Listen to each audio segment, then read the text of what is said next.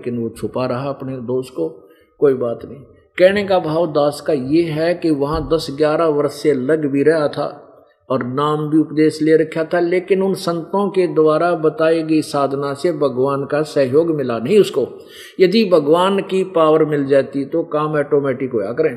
अब जैसे बिजली के गुणों में लिखा है कि बिजली पंखा चलाती है, कूलर चलाती है, ट्यूब जगा देती है, अंधेरे को उजाले में बदल देती है, आटा पीस देती है, पानी निकाल देती है, हैंडपंप है, ऐसा ऐसे सुख इस गुण है इसके।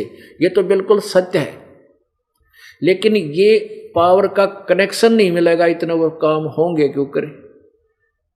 अब उन संतों के पास उस परम पिता की पावर का कनेक्शन देने का अधिकार नहीं है, उनकी विधि वो साधना ठीक नहीं है, जिस कारण से परमात्मा की उस पावर का कनेक्शन नहीं मिलता बिजली का। यदि वो कनेक्शन मिल जाएगा फिर देखना, क्योंकि उसके गुणों में लिखा है, नहीं तो फिर गुण झूठे भगवान के। या तो बिजली के गुण गलत हैं, जो पंखा चलाती है, ट्यूब जगाती है, अंधेरे को उजाले में बदल देती है, गर्मी को दूर भगा देती है। लेकिन नहीं, ये गुण सही है बिजली के, लेकिन कनेक्शन ठीक हो। अब किसी ने की करके लटका बांध रखी डोरी और आगे कहता मैंने मेरा थर्मल प्लांट है भाई, यहाँ से कनेक्शन ले लो।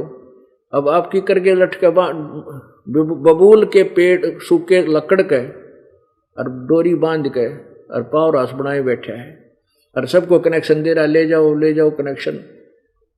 वो कनेक्शन दिए बैठे बेचारे, लेकिन पावर तो है ही नहीं, वो कनेक्टेड नहीं है तार पीछे पावर से। उसका जो आगे सप्लाई दे रहा है, जो आगे कनेक्शन देने वाला यानी गुरुजी, जो गुरुजी आपको उपदेश दे रहा है वो स्वयं परमात्मा से कनेक्टेड नहीं है, वो पावर से जुड़ा नहीं है, उसका संपर्क नहीं है, जिस कारण से आपको लाभ नहीं मिल रहा। तो पुण्यात्माओं, कोई भी समूह कहीं गया हुआ है किसी संत के पास, तो वो 2-4 भगत उसमें से एक आधा सुख ऐसा बता देते हैं कि मैं वहां गया था, मेरा ऐसे लाभ हो गया। वो बट नेचुरल था, उस दिन होना था कुदरती, वो ना जाता तो भी होता उसको।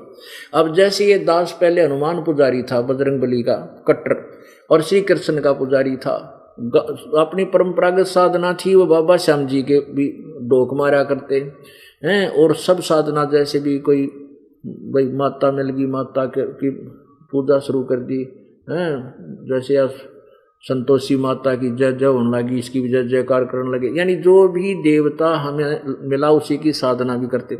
और घर में सुख, शरीर में सुख, संतान होगी, नौकरी लगी, तो यूँ सोचा करते हमारे भगवान ने अनमोज कर रखी है, श्री कृष्ण भगवान ने, विष्णु जी ने, हनुमान जी ने और बाबा श्याम जी ने, ये हमें सब सुख दे रखे। अब पता चला कि ये तो कुछ दे ही नहीं सकते, ये कुछ परिवर्तन कर ही नहीं सकते थे। जो साधना हम कर रहे थे वो साधना ठीक नहीं थी, फिर भी सुख हो रहे थे, फिर भी वो पिछले जन्म के हमारे पुण्य संस्कार हमारे साथ थे, वही प्रफुल्लित हो रहे थे। यदि ये साधना ना मिलती, ये भक्ति ना मिलती। अब कलेजा न्यू करे है, सतगुरु के उपदेश का लाया एक विचार, जय सतगुरु मिलते नहीं जाते नरक दुआरे। नरक द्वार में दूत सब करते खेचा ताने, उनसे कभू ना छूटते फिर फिरते चारों खानी। चार खानी में बरमते कभू न लगते पारे, सो फेरा सब मिट गया हमारे सतगुरु के उपकारे। जय ये रास्ता ठीक ना मिलता, वो दुर्गति होती हमारी जो अभी वर्णन किया है। तो पुण्यात्माओं, हम फिर अपने उसी पर आते हैं कि मानुष जन्म पाकर नहीं रटे हरि नाम, और जैसे कुआ जल बिना फिर बनवाया किस काम।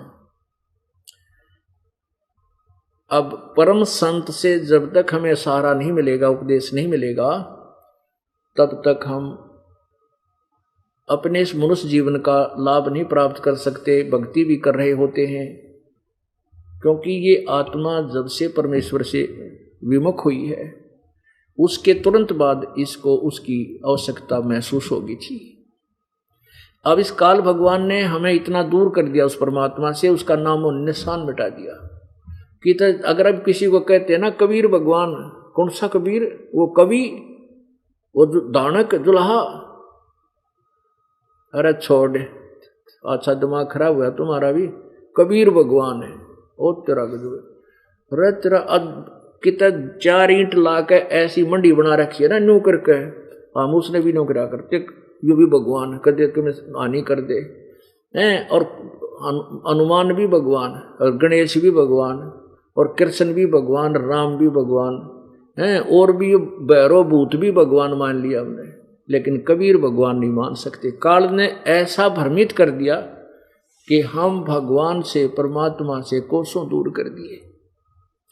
अब वो समय आ गया है कि हम परमात्मा को पहचान सकते हैं, जैसा कि हम वेदों को, गीता जी को, पुराणों को हम एक सत्य शास्त्र मानते थे। अब वो सत्य शास्त्र ही हमें बतावेंगे कि जिनको तुम भगवान मान रहे थे भगवान को नहीं। ब्रह्मा, विष्णु और शिव ये भगवान नहीं है, शंकर भगवान नहीं है। बता, अब ये बात यदि आज से 100 साल पहले मैं कह दूं तो श्रोता डले मारे मेरे, अगदे क्यों बकवाद कर रहा है। और परमात्मा ने 600 साल पहले बोली थी ये बातें, जो कि तुम जिनको भगवान कहते हो परमात्मा नहीं है। अब दास नहीं कह रहा, आपको उनकी हिस्ट्री दिखाता हूं, क्योंकि प्रमाण देखे बिना आज कोई मान नहीं सकता, क्योंकि काल ने हमें इतना भ्रमित करा दिया। अपने तीनों पुत्रों का ऑपरेशन आसक्त करवा दिया कि ये भगवान मान्य रहे और किसी को परमात्मा माने नहीं, और मेरे जाल से ये निकल ना जा। अब तो परमेश्वर आता है तभी यह ज्ञान हमारा हटता है। कबीर परमात्मा आए, उन्होंने 600 वर्ष पहले ये ज्ञान हमें बताया। अपनी उस कबीर वाणी में, अपनी उस सच्चिदानंद घन की वाणी में, जो गीता जी अध्याय नंबर 4 के श्लोक 32 में जिसके विषय में विवरण है, उसमें परमेश्वर ने यह सत्य ज्ञान ज्यों का तो बता रखा, जो आज सदग्रंथ हमें प्रमाण कर रहे हैं। जिनको हम सदग्रंथ मानते थे, सच्चे जिनको पर हम आश्रित थे, हिंदू समाज के व्यक्ति, वही आज हमें बता रहे हैं कि सचमुच कबीर जी जो कह रहे थे वही बात सत्य है कि ये भगवान नहीं है। ब्रह्मा, विष्णु, महेश और शंकर ये भगवान नहीं है। ये देखिएगा, ये श्री शिव महापुराण हिंदी टीका सहित। अब देखो, यह श्री शिव महापुराण, यह है विधि विदारधि विद्या आवृद्धि पंडित ज्वाला प्रसाद जी मिश्रकृत हिंदी टीका सहित, खेमराज श्री कृष्ण दास प्रकाशन बंबई। अब इसमें आपको दिखाते हैं,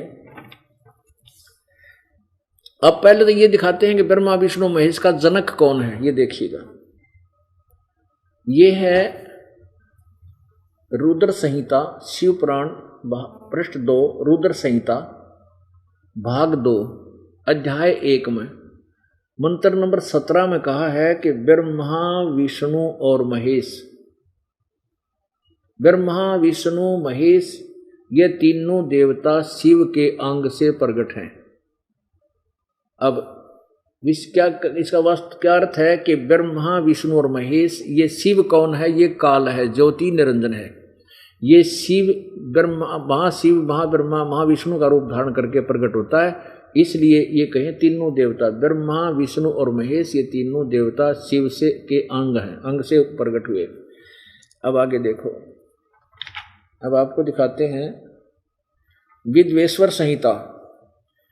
अब थोड़ा सा मौखिक सुना करके यथार्थ बात पर हम आएंगे कि ब्रह्मा, विष्णु, महेश ये भगवान नहीं है।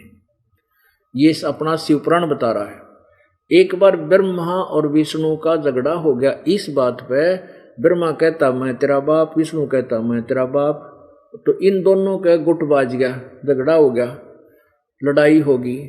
तो कहते हैं फिर वो काल ने, वो शिव कहते हैं इसको शिव, लेकिन ये शिव काल है, ये ब्रह्म है, और ब्रह्म से ऊपर 2 शक्ति और हैं, पर ब्रह्म और पूर्ण ब्रह्म। जब तक हम पूर्ण ब्रह्म की शरण में नहीं आएंगे तब तक हमारा ये जन्म, मृत्यु और कर्म का दंड कभी समाप्त नहीं हो सकता, किया कर्म ही मिलेगा। अब क्या हुआ, दोनों में झगड़ा हो गया, तो फिर उसने बीच में एक तेजों में सतम डाल दिया, एक खंभा खड़ा कर दिया। एक उन दोनों लड़ रहे ब्रह्मा और विष्णु के बीच में एक तेजों में सतम यानी खंभा खड़ा कर दिया तेजों में, इतना लंबा, उसके ऊपर नीचे का उन्हें कोई हिसाब किताब नहीं आया। तो वो उन दोनों ने वो डर गए एकदम, लड़ाई तो छोड़ दी। फिर सोचा भी मैं ऊपर देख का हूँ, ये कहाँ तक है, एक नीचे चाल पड़ा। ब्रह्मा ने आकर झूठ बोल दिया कि मैंने इसका एंड प्राप्त कर लिया, आखिरी छोर देख लिया। विष्णु ने आके सच्ची बता दी, वह मुझे तो कुछ इसका और छोर मिला नहीं। इसलिए फिर कहते हैं वो काल प्रकट हो गया शिव रूप में। ये काल क्या करता है, इन्हीं तीनों में तो दोनों की लड़ाई है तो शिव रूप में उत्पन्न हो गया। और विष्णु की ब्रह्मा की कवासनी होगी तो ब्रह्मा रूप विष्णु रूप में आ जाएगा।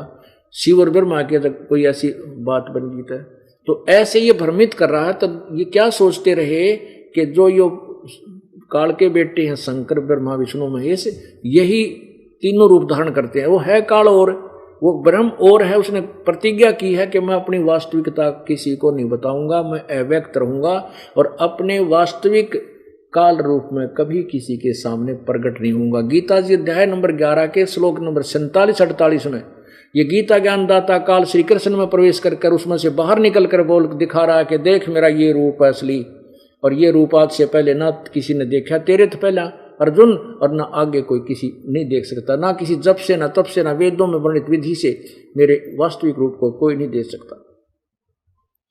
तो इसने कसम खाई है, जिन्हें प्रतिज्ञा की, इसलिए ये अपने वास्तविक रूप में ना करके शिव रूप में प्रकट हो जाए कि ब्रह्मा रूप में, कहीं विष्णु रूप में। तो ये भ्रमित रहते हैं।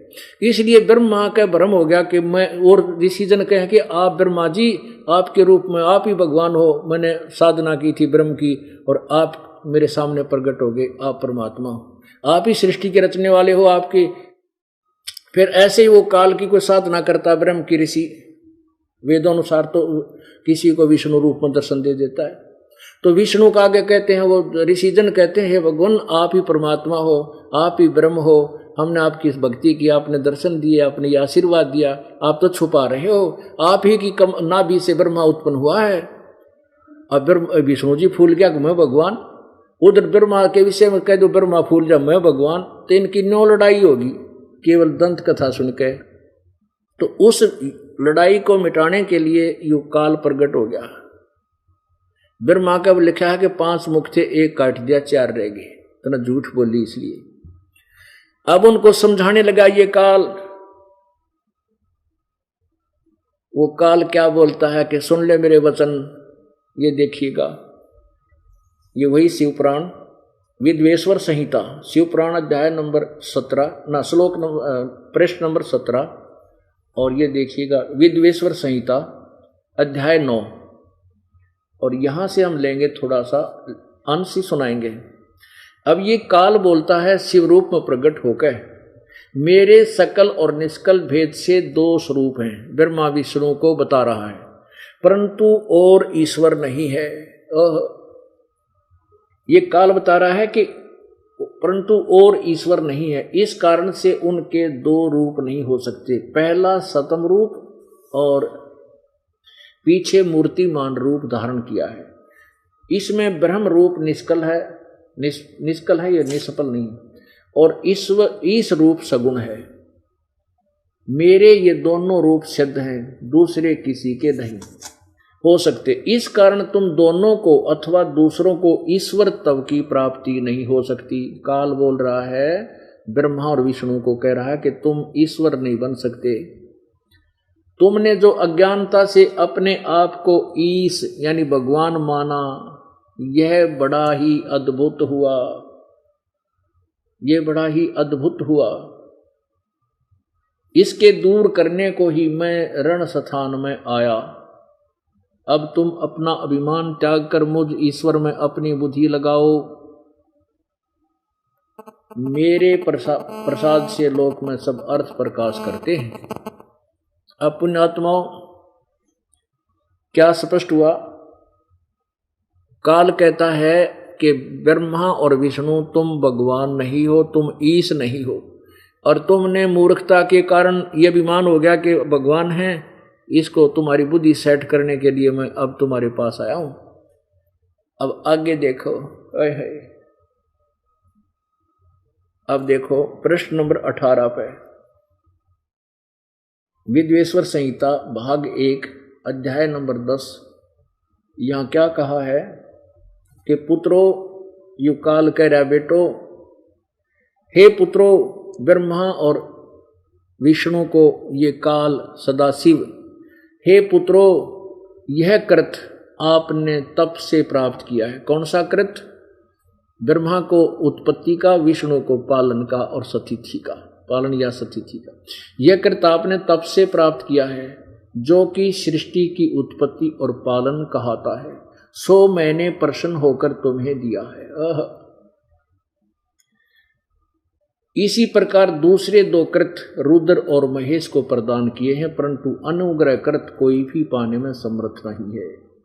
अब देखो 4 हो गए हैं।